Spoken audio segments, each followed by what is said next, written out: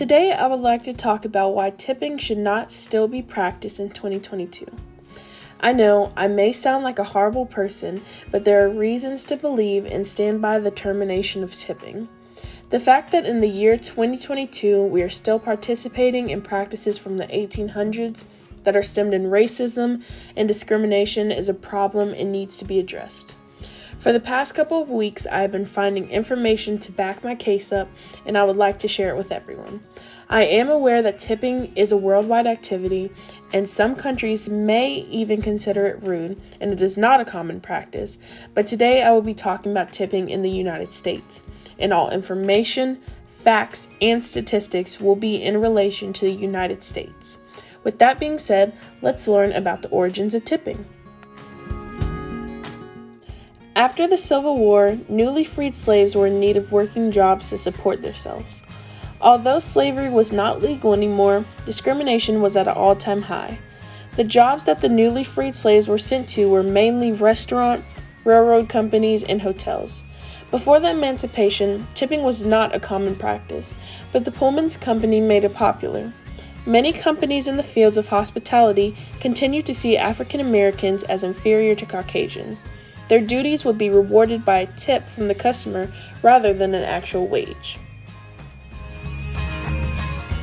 Now that we have established that tipping was not created as a way to recognize good customer service, but as a way to continue to keep African Americans at the bottom and Caucasian people at the top, we can now discuss the effects on today's society.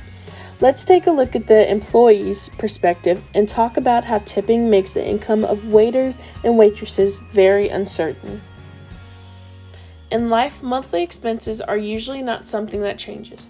They are set and you pay them every month. Most people have a standard hourly wage that does not change. For waiters and waitresses, that wage is not guaranteed every day. It can change depending on the amount of people that come in that day, or the customers don't give a lot of tips that day, etc. In the state of North Carolina, restaurants are only required to pay workers $2.13 an hour for all tipped employees. If you do the math, that adds up to about $17.04 for an 8-hour shift, which is only about $340 a month. Let's put that into perspective by taking a look at the average monthly expenses for an American household. It is around $5,111 according to the most recent Consumer Expenditure Survey from the U.S. Bureau of Labor Statistics. With the inadequate pay, it leaves the companies that the waiters/waitresses are working for with a lot more money, rather than doing the alternative of just paying the normal minimum wage of $7.25 an hour in North Carolina. This gap in pay leaves a lot of room for customers to be in control of another person's check, which can lead to discrimination. During the beginning years of the COVID-19 pandemic, many people were struggling with finances and being able to maintain their jobs.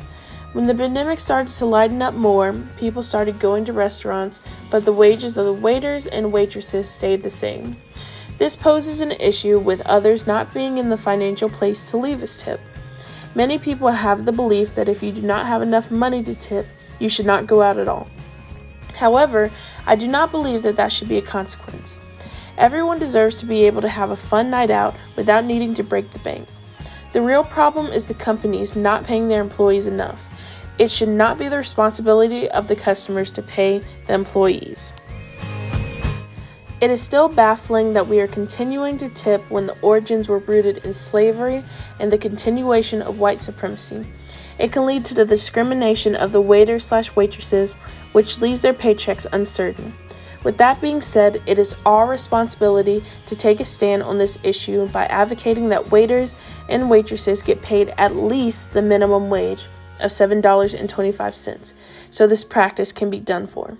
Thank you very much for listening, and I hope you've learned a little bit more about tipping.